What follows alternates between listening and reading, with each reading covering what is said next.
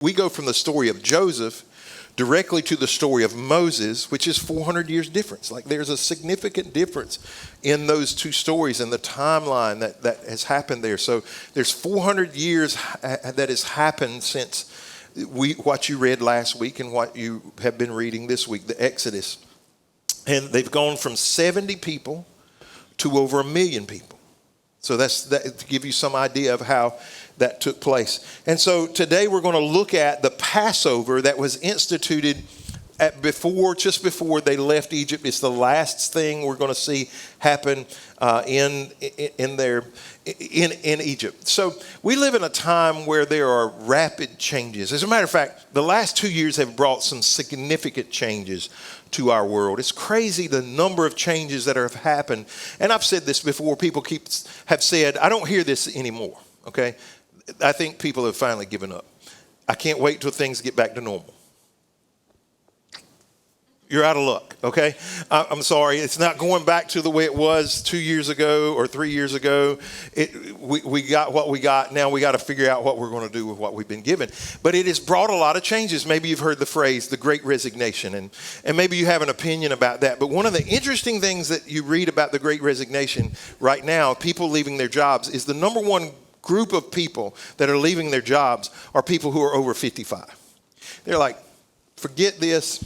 I've had enough. I'm tired of working for crazy people. I don't want to be told what to do anymore. I'm going to either go to start my business, or I'm going to retire early, or I'm going to find some way that I can live on less. And that's the number one demographic right now that are leaving their jobs. They're just like they've had enough. I'm not 55 yet. I'm close enough I can see the speed limit, but I'm not there yet. But I understand, like you know, you arrive at a place sometimes where you say, okay, I've had enough.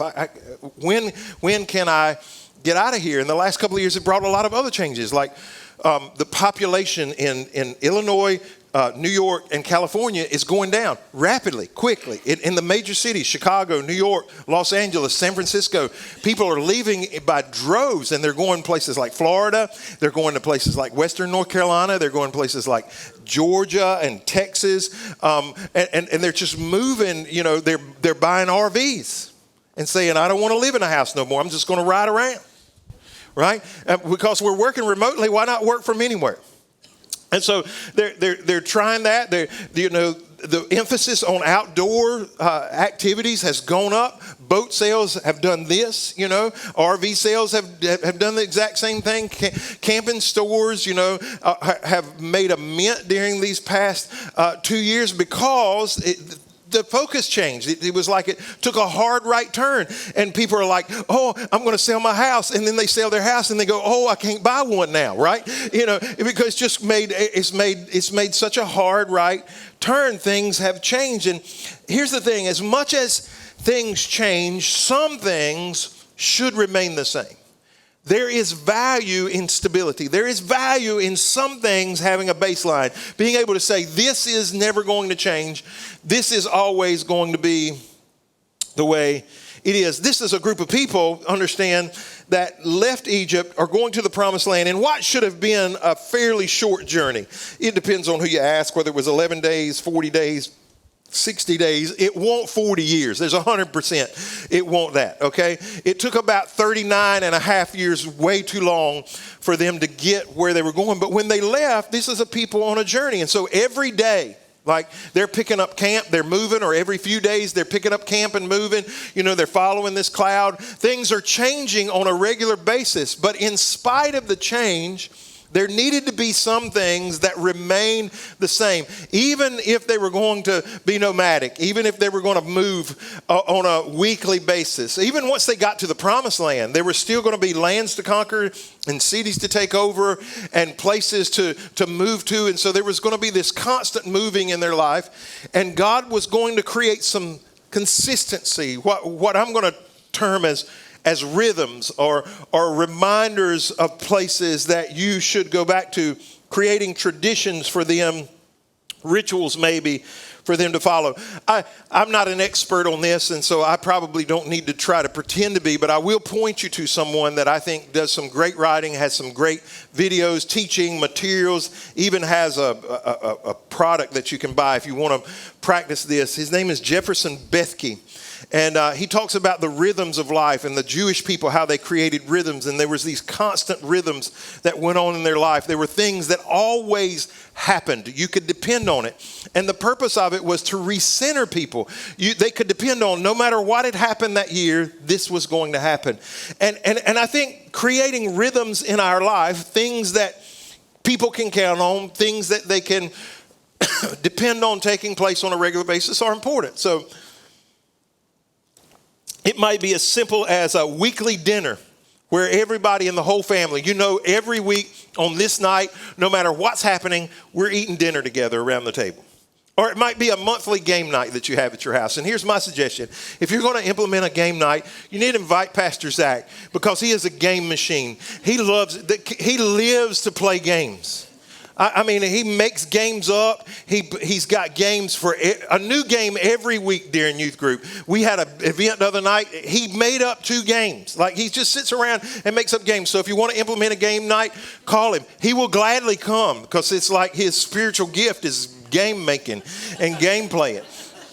And, but you might have a monthly game night that your whole family or you gets together and you're going to play these games and you can depend on it. And it happens every month at a certain time. It might be annual traditions that you want to do. And the thing is, when you create rhythms, when you create something to come back to, when you create that ritual in your life, it's work. It creates work. I'll give you a couple of examples. One, when I was around 15, my dad was pastoring in Little Washington for local people, Washington, North Carolina for you northerners, which is about an hour from here, because y'all don't know what Little Washington is. But anyway, he was pastoring there. I had been born there. He was from there. He had moved away to pastor. He had come back there to pastor when I was in high school, and I would graduate from high school there. But sometime around when I was 15, he's told us, because we would go to both of our grandparents, his mom and dad's, and my mother's mom's home to visit at holidays. And it was always this tension, where are we going this year? Who are we spending Christmas Day with? When are we opening gifts? That kind of thing. My dad said, I want us to always have a time that's just the 4 of us, that our family can celebrate, this family unit can. He said, so going forward, we're going to start opening our gifts on Christmas Eve. I was like, okay, whatever. So that year, for the very first time, we had a meal together, and we sat down, the 4 of us, me and my brother and my mom and dad, and we opened gifts together, just us. And it started a tradition that still today, 40 years later, we still go to my parents' house on Christmas Eve. As a matter of fact, if you come here for a Christmas Eve service, we do 2, 12:30 and 5:30. If you come to the 5:30, I'm never here. The reason is I made a commitment a long time ago that this tradition was going to continue.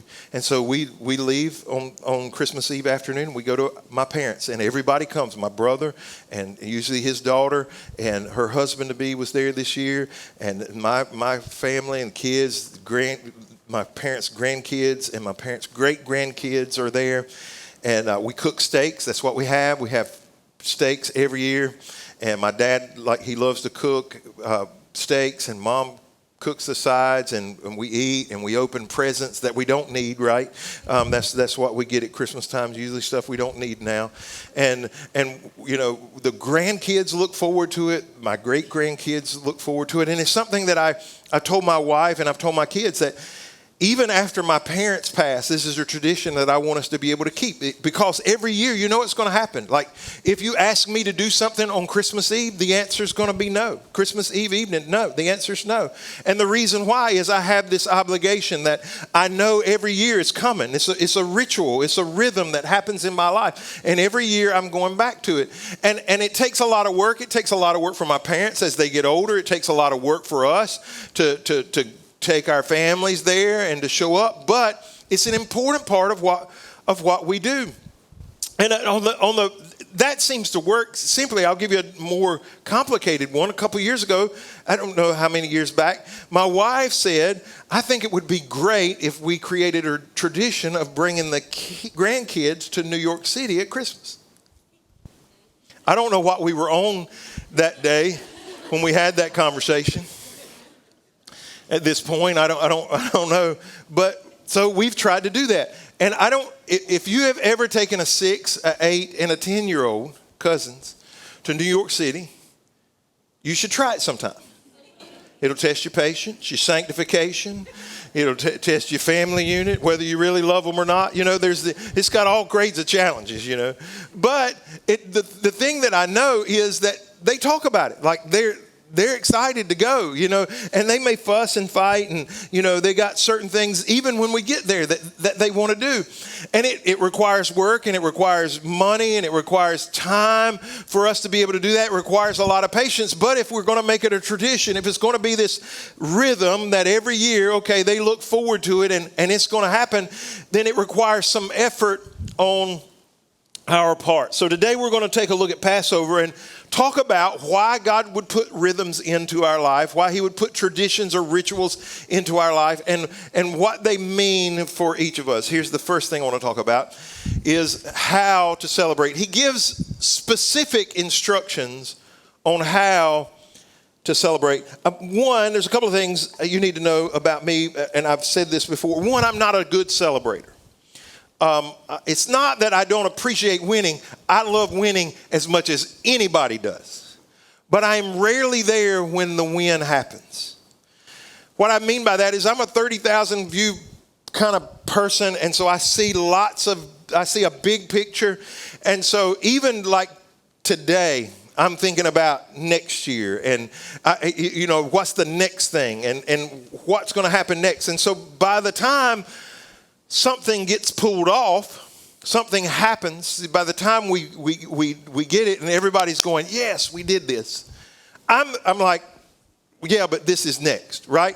Because I've already thought of 3 more things that need to happen after this. And so, second thing is, I don't think of details very good. So if you see a list of detailed anything around this church, you can know with confidence that I didn't write it.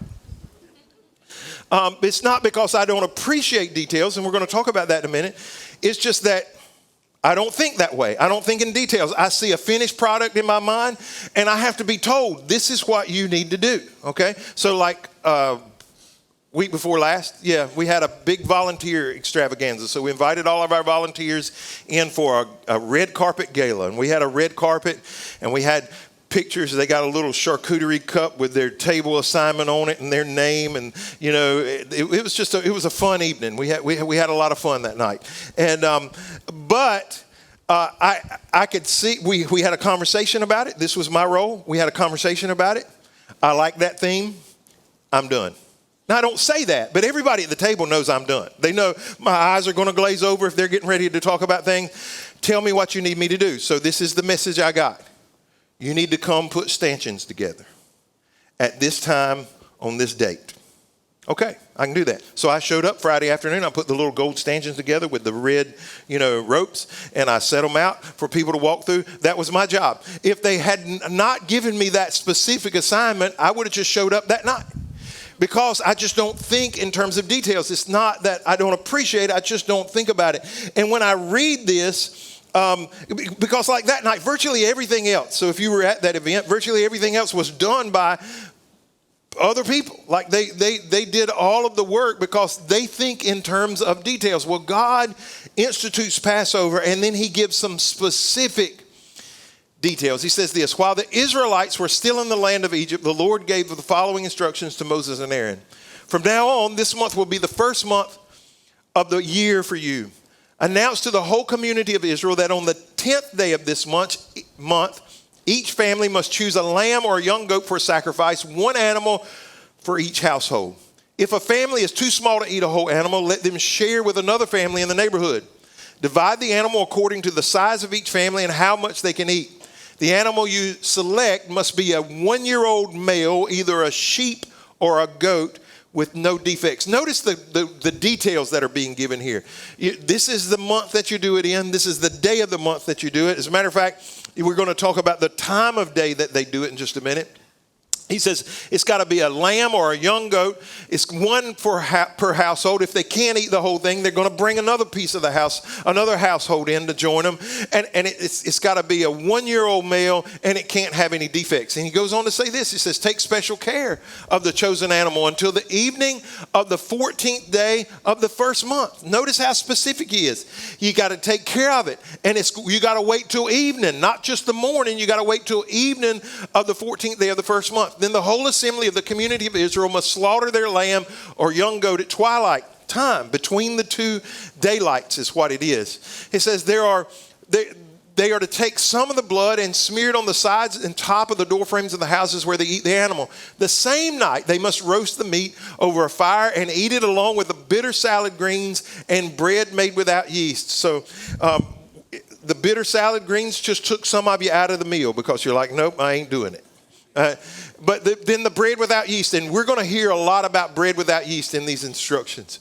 It says, do not eat any meat raw or boiled in water. Let me back up, and the first explanation about bread without yeast, we'll give you a different connotation in just a minute. But first reason, bread without yeast, these people were getting ready to leave Egypt. They were going to be on the move. It don't have to rise. It's a lot easier to make. It's a lot easier to cook. And so there was no waiting period before they could cook the bread. It's just make the dough, put it in, cook it. That's the end of the conversation. And so these people who are on the move, that's part of the reason why. They had to be prepared to move quickly. He says, do not eat any of the meat raw or boiled in water. Who wants boiled lamb? Right? I mean, y'all got to read. Some of these instructions crack me up. There's the whole animal. I'm going to read a couple of them in just a minute. The whole animal, including the head, legs, and internal organs, must be roasted over a fire. Do not leave any of it until the next morning. Burn whatever is not eaten before morning. These are the instructions for eating this meal. Be fully dressed. Were they just normally naked, like sitting around the table? Hey, y'all come over. We're going to have naked dinner tonight, you know. I mean, I don't know. When I read this, like, do y'all not ask those questions when you read? I do. Every time I read this, I think of Ron White eating Cheetos in a beanbag somewhere. That's what I'm thinking. Never mind. Y'all, I shouldn't have revealed I'd heard that somewhere. Anyway, it says, be fully dressed. Wear your sandals. Don't just put your clothes on, put your shoes on. He says, and carry your walking stick in your hand. Eat the meal with urgency. I appreciated this part. I'm a fast eater. If you've ever gone out to eat with me, you know that one of the things I prefer to do is when the waiter comes to take my drink order is to place my appetizer and my food order at the same time, because I have other things that I can be doing besides sitting in that restaurant. That's just how I think. And I know some of y'all are like, oh no, don't. I went to Italy. I made a lot of people mad because they like eat for 14 hours. They get up and go outside and smoke a cigarette after every course. They talk, you know, they're there for 3 or 4 hours. I was like, oh my Lord, I'm going to die, you know. But it says, eat it with urgency, for this is the Lord's Passover. On that night, I will pass through the land of Egypt and strike down every firstborn son and firstborn male animal in the land of Egypt. I will execute judgment against all the gods of Egypt, for I am the Lord. But the blood on your doorpost will serve as a sign marking the houses where you're staying. When I see the blood, I will pass over you. The plague of death will not touch you when I strike the land. Notice how detailed it's on this day, at this time of day, in this month. And this is how you do it. You know, later Jewish tradition would say if your household is too small. So if you had less than 10, that's later Jewish tradition. The Bible doesn't give us that clear of information, but later Jewish tradition would make the number 10. Bread without yeast, so it could be baked quicker. Later in Paul's writing, Paul's going to compare yeast to sin, and he says, you know, it leavens the whole lump. And here in this passage, he's going to talk about getting rid of the yeast in your house for a week. These are very, very specific instructions to follow. Here's why instructions are important. Because instructions allow everyone to participate freely. Saying this is the way it has to be done and how it needs to be done is important for all of us. And sometimes we object, okay? And I grew up I've seen lots of iterations of church over my lifetime. And during at least one period of my time, the word legalism turned into a hammer, and we hit everybody with it, if we didn't like. And what I found over the years, it wasn't always that way in the beginning, but over the years what I found was the word legalism came to be used for everything that we didn't like. It wasn't whether it was right or wrong, So if I tell you don't lie, I'm not being legalistic. And if you tell me I'm being legalistic, you're mistaken. The Bible doesn't want you to lie. Y'all with me? And there's a reason for that, okay? There are reasons why God put instructions, laws, certain things in place. It's not so that we could be bound. It's so that we could be free. I'll give the best example I can give is what would this intersection look like at the end of Halton Road if we took down the stop sign? It's dangerous enough as it is to pull out into traffic going 60, 65 miles an hour and 4 lanes and you got to go across. It's dangerous as it is. But imagine what that would look like if you took the stop sign down. You took the stop sign down, everybody coming north and south suddenly has to slow down and look to see if anybody's pulling out. And it slows down the traffic. They're not paying attention. And what happens if everybody's got the same right to do the same thing? Then you got cars pulling out in front of others. You got people slamming on brakes. You got accidents and people dying. But you know what? You put one rule. This road stops and this road goes. And everybody gets freedom. You see, we don't like it when there are guidelines and directions, but you don't want to show up at a job, right? Where you don't know what's expected of you. You don't want to show up in a relationship. Like, you didn't get married and stand in front of God and say, you know what, whatever you want to do is fine and whatever I want to do is fine and we'll see how this goes. You made a vow to one another and there are certain parameters that work. It's not legalistic. It's expectations to keep you both free and living in a wholesome life. And so when God gives these instructions here, he's making it so everybody knows what's happening. They're doing the same thing at their house, and I'm doing the same thing at my house, and they're doing the same thing at their house, and nobody's like roasting pigs, right? Y'all do understand that, right?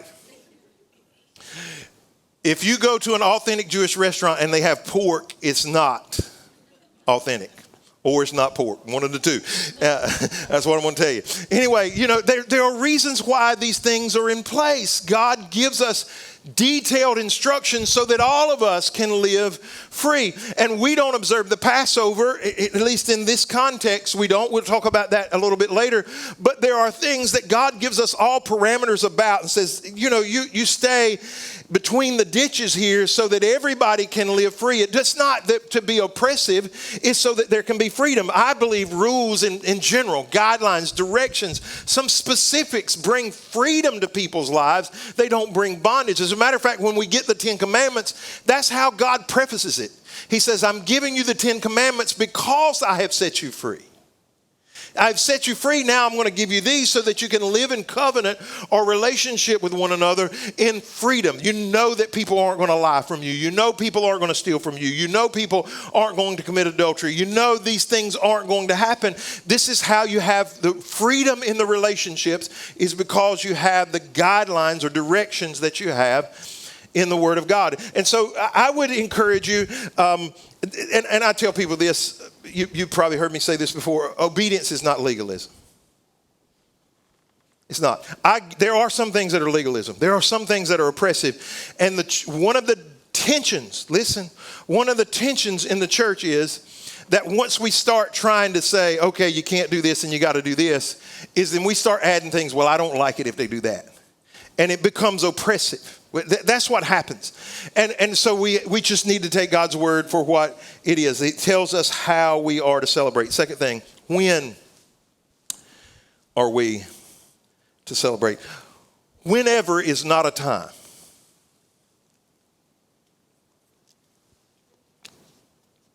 Right? If you sometimes people, you'll ask people a question or they'll say, whenever is fine. No, whenever is not fine. I mean, there are times that I don't want you to show up at my house. Y'all with me? I do not want you there. Some of y'all are like, oh my gosh, I can't believe it. There are times you don't want me at your house, right? Do I need to spell some of them out? All right. I think we're all on the same page here. There are times, whenever is not a time. I've traveled the world enough to know that in some cultures, clocks are suggestions. Not everywhere, but in some cultures, clocks are suggestions. I remember being in South America for the very first time, and they said church starts at, I don't even remember what the time was. And I found out really quickly that that was a suggested time. Because when everybody was there and they could pull it off and they had all the things in place they needed, they were going to start. And it was like, it was an hour and a half after the start time that was advertised that they actually started. And I was pulling my hair out because we have a countdown. I don't know if y'all ever noticed that or not, because some of you have never seen it.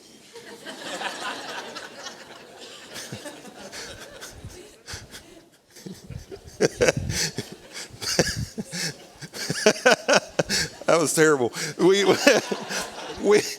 have a countdown, and here's why. Because your time is valuable and my time is valuable, and we want to honor your time. And so we're going to do our best to start at that time. And we're going to come as close as we possibly can to end at the right time, because we know, we understand. That's the deal. God gives them a specific time. He says, this is when you need to celebrate it. And when you do that, when you understand that, it helps. It says, this is a day to remember. Each year, from generation to generation, you must celebrate it as a special festival to the Lord. This is a law for all time. This is interesting because everything that gets said in the Old Testament is not a law for all time. It's not told to observe it more than just once or occasionally. Some of those things were going to change. He says this is a law for all time. For 7 days, the bread you eat must be made without yeast. On the first day of the festival, remove every trace of yeast from your homes. Anyone who eats bread made with yeast during the 7 days of the festival will be cut off from the community of Israel. On the first day of the festival, and again on the seventh day, all the people must observe an official day of holy assembly.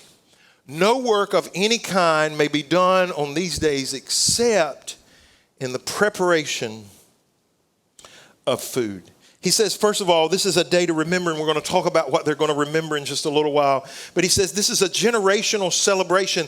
It should go on and on and on. I said in the beginning, so this Christmas Eve thing that my family does, when my parents are going to pass at some point, and you know, they're 70. My dad's going to be 78 here in just a few days, and so they're getting older. I know that day's going to come. I understand that. But one of the things I want to happen is my grandchildren, and then maybe my great-grandchildren, to have this rhythm that they can count on a regular basis. This is always going to happen. We're always going to Papa's house. That's what they call my dad, or Poppy's house. That's what they call me. We're always going to have this rhythm. It's important for us to know that generation to generation. There are some things I would tell you in your own family that you should take the effort and do the work to set some rhythms in your family's life, in your marriage, with your children, that on a regular basis they know they can come back to and depend on. And then he says on the first day and the seventh day, there's going to be this holy assembly. And on those days, there can't be any kind of work except in the preparation of food. I have these two guys that I do business with. They're Jewish. One lives in Brooklyn, one lives in Queens. They're brothers. They go by Danny and David. That's their names. David's name is Yoad. I don't even know Danny's real name, but David and Danny are easier, so that's what they tell us. And so they go by David and Danny. And they cut their phone off at sundown on Friday evening, and it doesn't come back on until sundown of Saturday evening. When they have a holy day like Passover or some of the others, Festival of Tents or Tabernacles, whatever you call it, they observe it. And some of the festivals, like you can show up, they can work. Some of the festivals they can't work. Some days in certain festivals they can't work. And I've been fascinated by it for months now. And every time I go to see them, so the last time I saw them was about I don't know. It was Christmas, yeah. And they were in the middle of Hanukkah, and so they met me to go to a restaurant because they always want to eat. Doesn't matter when I see them, they always want to eat. And I said, tell me about your festivals. Tell me like this festival, what are you doing? He said, it's a lot of calories. It's a whole lot of calories. That's how they described it, was a lot of calories. Here's why it's a lot of calories. Because the only work you can do is preparing food. And if you're somebody that can't sit still, you're used to doing something, cleaning the house, making the beds, working in the yard, and you can only do one thing, guess what you're going to do? You're going to cook a lot of food, and everybody's going to just stand around and eat because you ain't got nothing else to do except stand around and eat. So it's a lot of calories. That's how David and Danny described it to me. And he says, you can't do any work except these things. And I think it's important for us to understand this. We should practice. One of the other things they always say is our family. He says it's important for our family to get together. That's what we do, is we get together during these holidays and we share together and we eat together. I'm all about spontaneity. I'm a person who can pull up at the drop of a hat and go do something fun. I'm not above that. But here's the thing I would tell you. You need to schedule in to your family calendar some specific things that never get missed. Because if you don't, everything else will take over. Everything else will, your job will, your life will, girlfriends, boyfriends, hobbies, they'll all infringe and they'll get pushed to the back burner, and you'll never have that date night. You'll never have that family game night. You'll never have sex. You didn't see that one coming, did you? I'm just telling you, there are lots of things that if you don't say this is going to be something that happens on a regular basis, it'll get passed by, and your family needs those things. If you're not careful, relationships will get pushed to the back burner, and everything else will take precedence because you haven't created the rhythms in your life. It's one of the reasons why we go to such great lengths to have church every Sunday. 2 weeks ago, it had snowed. And we wanted to do everything we could to have church in the building that day. Why? Because there are certain rhythms that reset us and allow us to focus and change our week. I'll be honest with you. I was glad that Sunday came this week. As difficult as the week has been, and as hard as I thought it was going to be to walk into this room today, and as difficult as I thought it was going to be to preach today, I was thankful that I had a rhythm built into my life, that I could show up and sing about God and worship with the people of God and cry with the people of God and be comforted with the people of God and talk about the Word of God, because I know that in my life, if I don't have that regular rhythm, if I don't have that set time that constantly happens in my life, it'll get pushed to the back burner, and after a while I'll forget all about what is happening. It is important for us to have those things in our life. Last thing, you need to know what to celebrate. Have you ever been invited to a party and didn't know what kind of party you were going to? Anybody in here? There's a great commercial. See, some of y'all know what I'm talking about. It was a fantasy football party. And the guy only hears fantasy. And so he dresses up in this outfit, ridiculous outfit. And then he shows up and everybody's got their game day jerseys on, and he's looking around like, oh, I've ended up at the wrong place. Because he misunderstood what kind of party he was going to. That happened to me one time. A buddy of mine said, hey, they're having a party. They've invited me and my wife. I need you to come. What kind of party is it? He said, I don't know. He was lying. He knew what kind of party it was, but he was lying. And he almost paid a price for it when it was over with. So he comes and picks me up, and he takes me to a baby shower for his wife. He had to be there. And he didn't want to be the only guy. And so he suckered me into going to a party. And so here I show up at a baby shower with my buddy, and nothing but a bunch of women and storks and blue packages and everybody talking about, what it's like to have a baby, of which I had zero experience at the time and still not today, to be honest with you.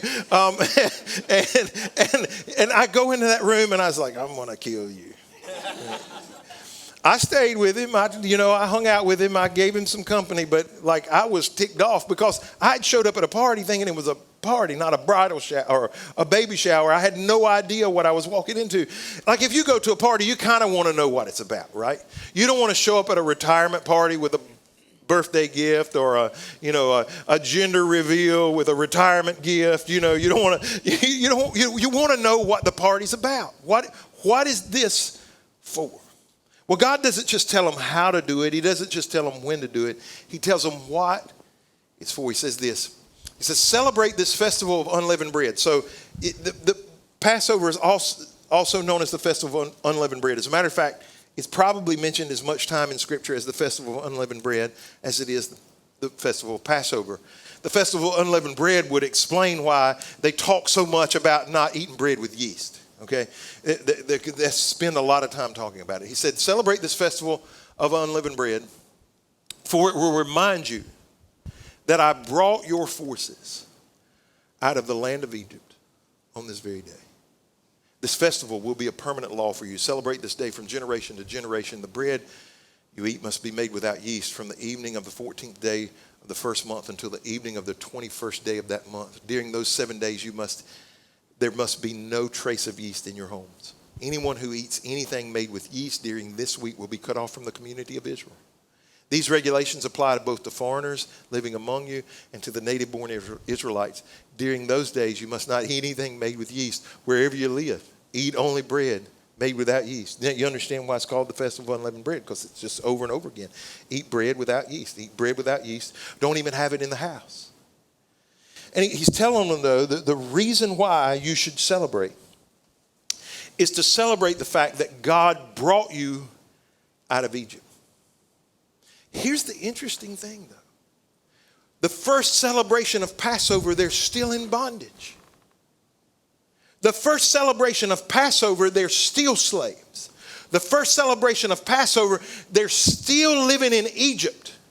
He says, you're going to keep doing this because it's going to remind you that I brought you out. But the first time you do it, you're still going to be bound. You're still going to be a slave. You're still going to be in Egypt. The first time you do it is a pre-deliverance meal. You're going to do it with the expectation that I'm going to do what I promised you I was going to do. And every time you do it after this, you're going to do it as a celebration of what I have done for you. The reason why that's important is because freedom is worth celebrating. We should be celebrating deliverance. The scripture tells us that when people are set free, that heaven rejoices. Jesus would say in Luke chapter 15, he says, in the same way, there's more joy in heaven over one lost sinner who repents and returns to God than over 99 others who are righteous and haven't strayed away. It is this rejoicing. They were bound and now they're free. It's worth celebrating. If you've never celebrated freedom, you've never realized you were bound. I think that's the challenge for most of us is we think we're fine. And we think we don't need anything, and we think we've overcome everything, and we think we don't have any baggage or bondage or change or challenges or anything that we need to be set free from. But if you've ever really been set free from something, you have had a moment of celebration. It may have been tears running down your face. It may have been hands raised. You may have been running laps. You may have been excited. You may have just got your hands this far if you've never raised your hands. I don't know. But there was some kind of celebration to reflect the fact that you had been set free. And that's what God said. He says, you're going to celebrate this for all time to remember the fact that I have set you free. Freedom is worth celebrating. You see, that's the beauty of the meal of communion. The beauty of the meal of communion is that it celebrates our freedom. It celebrates the fact that we have been set free. Communion's not an obligation. It's a celebration. It's not something I have to do. It's something I get to do. If I have to do it, then somehow something I do is dependent on my salvation. It's not something I have to do. It's something I get to do. Jesus Christ paid the price. But the beauty of it is, it says that we get to celebrate the fact that we have been set free. Every time we take a communion set and we open it up and we eat the bread and we drink the juice, it should be a celebration of the freedom that we have.